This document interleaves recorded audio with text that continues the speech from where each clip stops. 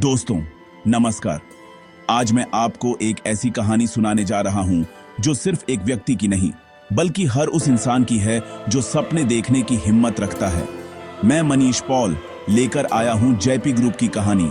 एक छोटे गांव बुलंदशहर से शुरू हुई सपने पूरे देश को बदलने के। ये कहानी है हौसले, मेहनत और लगन की जो किसी भी आम इंसान को खास बना सकती है। जयप्रकाश गौर एक किसान के बेटे, पढ़ाई में तेज, आईआईटी रूरकी तब थॉमसन कॉलेज से सिविल इंजीनियरिंग का डिप्लोमा लिया। उन्होंने बचपन से ही कुछ अलग कर दिखाने का सपना देखा था। उनको यूपी इरिगेशन डिपार्टमेंट में जूनियर इंजीनियर की सरकारी नौकरी मिल गई, पर उनका दिल एंटरप्रेन्योर बनना चाहता था। सरकारी नौकरी की सुविधा थी, लेकिन उनके सपने उससे कहीं बड़े थे। देश आजाद हो चुका था, नए भारत का निर्माण हो रहा था और जयप्रकाश गौर बनना चाहते थे इस नई कहानी का हीरो। उन्होंने सोचा, क्यों ना मैं भी अपने देश के विकास में योगदान दूं। सरकारी नौकरी छोड़ने का फैसला आसान नहीं था, पर उन्होंने रिस्क लिया। ये कदम उनके लिए एक नई शुरुआत थी जिसमें डर भी था और उम्मीद भी। परिवार और दोस्त हैरान थे, लेकिन जयप्रकाश जी ने अपने सपने को चुना। उन्होंने सभी को दिखाया कि विश्वास और हिम्मत से कुछ भी मुमकिन है। छोटा सा कॉन्ट्रैक्टिंग बिजनेस शुरू किया, छोटे थे के लिए, लेकिन नजर हमेशा बड़े प्रोजेक्ट्स पर थी। शुरुआत छोटी थी, लेकिन इरादे बुलंद थे। दिन रात मेहनत, ईमानदारी और लगन से काम किया। हर दिन नए चैलेंजेस थे, लेकिन उन्होंने कभी हिम्मत नहीं हारी। उनका सपना था देश के सबसे बड़े और मुश्किल प्रोजेक्ट्स को अंजाम देना। उन्होंने सोचा, अगर सपने बड़े हैं तो मेहनत भी उतनी ही बड़ी होनी चाहिए। यह सपना ही उनकी ताकत बन गया। इसी सपने ने उन्हें हर मुश्किल घड़ी में आगे बढ़ने की हिम्मत दी। और यहीं से शुरू होती है जेपी ग्रुप की असली कहानी। एक छोटे गांव से निकालकर पूरे देश को प्रेरणा देने वाली यात्रा। जयप्रकाश गौर ने सरकारी नौकरी छोड़कर ठेकेदारी का काम शुरू किया। एक ऐसा कदम जो उस समय बहुत लोगों के लिए सोचना भी मुश्किल था। सरकारी नौकरी को उस दौर में सबसे बड़ी सुरक्षा माना जाता था, लेकिन जयप्रकाश जी ने अपने सपनों के लिए कंफर्ट जोन छोड़ दिया। जब लोगों के लिए नौकरी ही सब कुछ थी, तब उन्होंने अपनी अलग राह चुनी।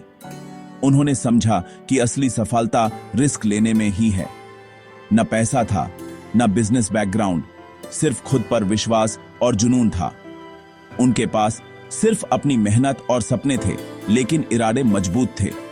शुरुआत में छोटे कॉन्ट्रैक्ट्स मिले, कंपटीशन जोरदार था, लेकिन जयप्रकाश जी ने कभी हार नहीं मानी। हर दिन नए चैलेंजेस आते थे, पर उन्होंने सीखना नहीं छोड़ा। हर प्रोजेक्ट को समय से पहले बेहतरीन क्वालिटी के साथ पूरा किया। धीरे धीरे उनकी रेप्यूटेशन बनती गई और लोग उन्हें पहचानने लगे। लेकिन बिग ब्रेक अभी भी उनसे दूर था।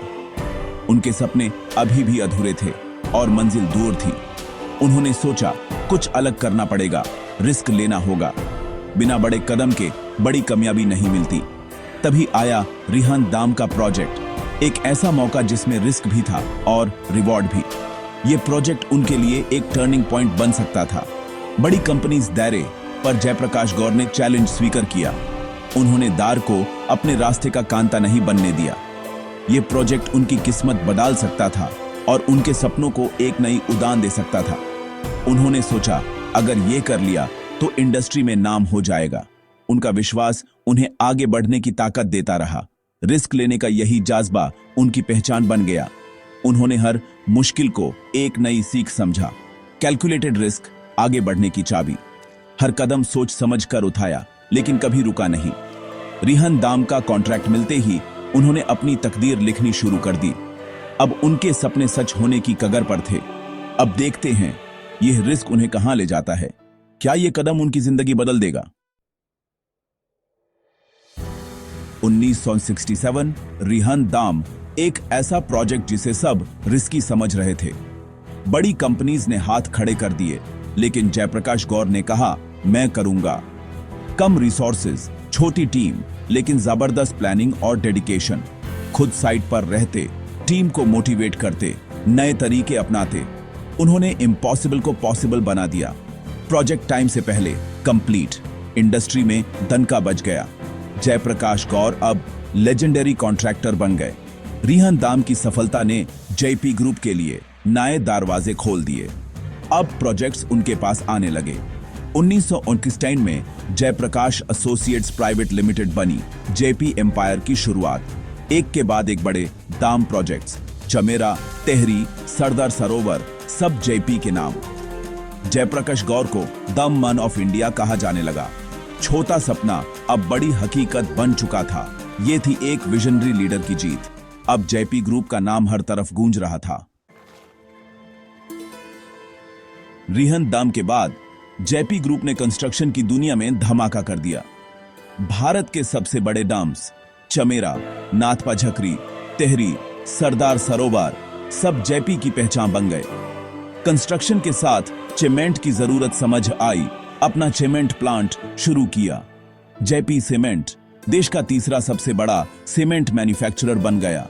डाइवर्सिफिकेशन का मंत्रा हॉस्पिटैलिटी सेक्टर में भी कदम रखा। आगरा, दिल्ली, नोएडा, मुसूरी, 5 सितारा होटल्स जेपी की शान। कंस्ट्रक्शन, सीमेंट, हॉस्पिटैलिटी, हर जगह जेपी का झंडा। 1990s में कंपनी पब्लिक हुई और एक्सपेंशन को नई रफ्तार मिली। इंटीग्रेटेड बिजनेस मॉडल, हर बिजनेस दूसरे को सपोर्ट करता था। जयप्रकाश गौर ने छोटी ठेकेदारी को कॉन्ग्लोमरेट बना दिया। हर तरफ सिर्फ एक ही नाम, जेपी। यह था जेपी ग्रुप का गोल्डन ईरा। 2000 के दौरान जेपी ग्रुप ने इंफ्रास्ट्रक्चर और रियल एस्टेट की दुनिया में अपना पहला कदम रखा। उन्होंने नए सपने देखे और उन्हें पूरा करने की सोच के साथ आगे बढ़े। उत्तर प्रदेश सरकार ने जेपी ग्रुप को यमुना एक्सप्रेसवे का मेगा प्रोजेक्ट दिया। नोएडा से आगरा तक एक ultra modern high speed expressway बनाने का जिम्मा। इस प्रोजेक्ट ने पूरे रीजन का नक्शा ही बदल दिया।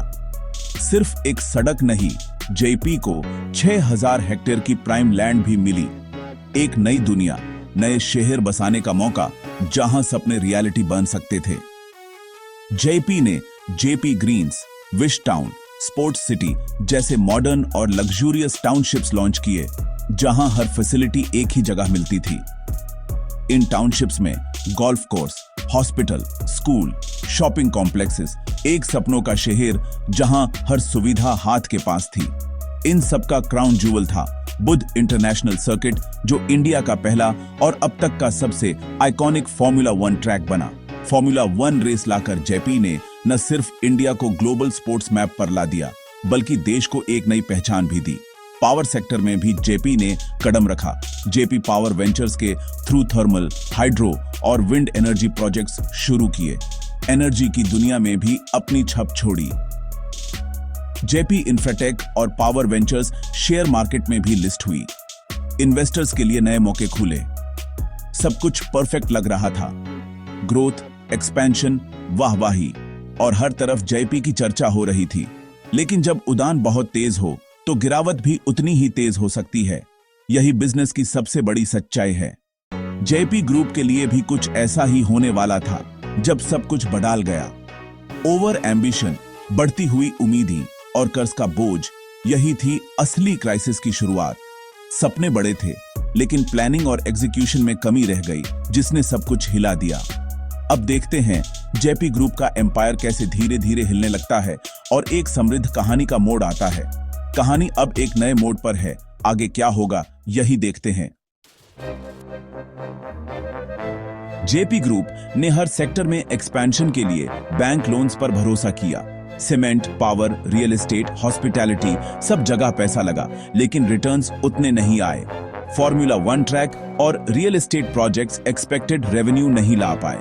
प्रोजेक्ट्स अधूरे, कंस्ट्रक्शन धीमा, पावर प्लांट्स अटके, खर्च बढ़ता गया, आमदनी घट गई, कर्ज 77,000 करोड़ तक पहुंच गया, कंपनी एनपीए बन गई। जेपी, जो कभी सक्सेस की मिसाल थी, अब डिफॉल्टर बन गई।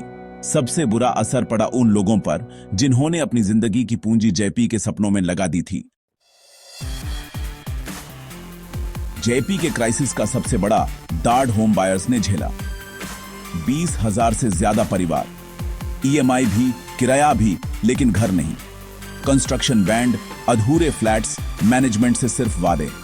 होम बायर्स ने प्रोटेस्ट किया, मीडिया और सरकार तक आवाज पहुंचाई। आखिरकार एनसीएलटी और सुप्रीम कोर्ट का सहारा लिया। कोर्ट ने होम बायर्स को फाइनेंशियल क्रेडिटर्स का दर्जा दिया। एक ऐतिहासिक फैसला। जेपी इंफ्राटेक के अधूरे प्रोजेक्ट्स पूरे करने के लिए नए बायर्स की तलाश शुरू हुई। लंबी कानूनी लड़ाई, लेकिन उम्मीद की किरण बनी रही। होम बायर्स की लड़ाई ने पूरे रियल एस्टेट सेक्टर को हिला दिया। कर्ज चुकाने के लिए जेपी ग्रुप को अपने हीरे जैसे एसेट्स बेचने पड़े। Cement business, UltraTech, Shree cement, Dalmia Bharat ने खरीद लिया। पावर प्लांट्स जिंदाल ग्रुप के पास गए। जेपी इंफ्राटेक सुरक्षा ग्रुप को मिला, जिन्होंने अधूरे फ्लैट्स पूरे करने का वादा किया। पेरेंट कंपनी जयप्रकाश एसोसिएट्स भी इंसॉल्वेंसी प्रोसेस में चली गई। वेदांता, अदानी जैसे जायंट्स बचे हुए एसेट्स खरीदने की रेस में। एक समय पर एम्पायर खड़ा करने वाली कंपनी अब बिक रही थी। हर डील के साथ कर्ज कम, लेकिन कंपनी छोटी होती गई। वक्त का पहिया घूम चुका था। जेपी ग्रुप के एसेट्स अब भी प्राइसलेस हैं। Mining licenses, land bank, hotels, power plants. 6000 hectare Noida और यमुना एक्सप्रेसवे की जमीन फ्यूचर के लिए gold mine. Hotels, power plants और कुछ रेवेन्यू कॉन्ट्रैक्ट्स अब भी वैल्यू रखते हैं। इसलिए अदानी, वेदांता जैसे प्लेयर्स जेपी के एसेट्स के लिए रेसमेन हैं। कहानी का सबक। एम्बिशन और रिस्क जरूरी है, लेकिन प्लानिंग और कंट्रोल भी उतना ही मायने रखते हैं। जयप्रकाश गौर ने रिस्क लेकर एम्पायर खड़ा किया, लेकिन ओवर एम्बिशन ने एम्पायर को हिला दिया। सस्टेनेबल ग्रोथ, कंट्रोल्ड डेट, यही बिजनेस की असली चाबी है। जेपी ग्रुप की उड़ान और पतान, एक सबक, एक चेतावनी। यह कहानी हमेशा याद रहेगी। इंडियन बिजनेस हिस्ट्री का एक लेसन। दोस्तों, सपने देखो, रिस्क लो, लेकिन हमेशा सोच समझकर।